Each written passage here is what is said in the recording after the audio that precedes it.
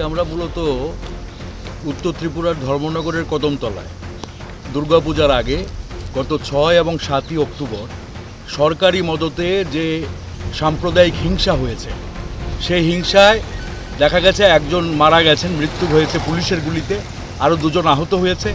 আর ওই বাজারে মানে দোকানপাট যেগুলি ছিল, মোটামুটি সমস্ত দোকানপাট লুটপাট হয়েছে, আগুন দিয়ে পুড়িয়ে দেওয়া হয়েছে এবং মানুষ সর্বশান্ত হয়েছে।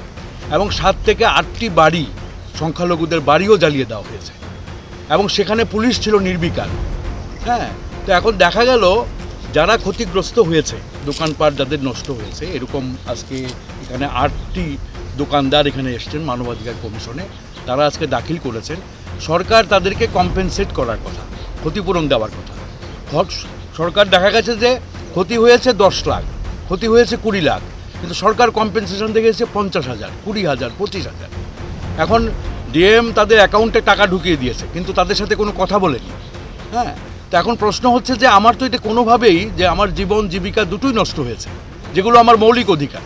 কাজেই সরকার এবং রাষ্ট্রের দায়িত্ব আজকে মানুষকে সঠিকভাবে তাকে ক্ষতিপূরণ দেওয়া।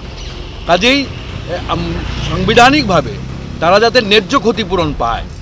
আজকে কদমতলার যারা ব্যবসায়ী তারা এখানে এসছেন, এরকম আরও ব্যবসায়ীরা রয়ে গেছেন, তারাও আসবেন, যে মানবাধিকার কমিশন যাতে ন্যায় বিচার করে এবং তারা পর্যাপ্ত ক্ষতিপূরণ পায় এবং তারা তাদের যে জীবিকা, সেই জীবিকা পুনরায় তারা ফিরে আসতে পারে মূল স্রোতে। এই দাবি নিয়েই আজকে আমরা মানবাধিকার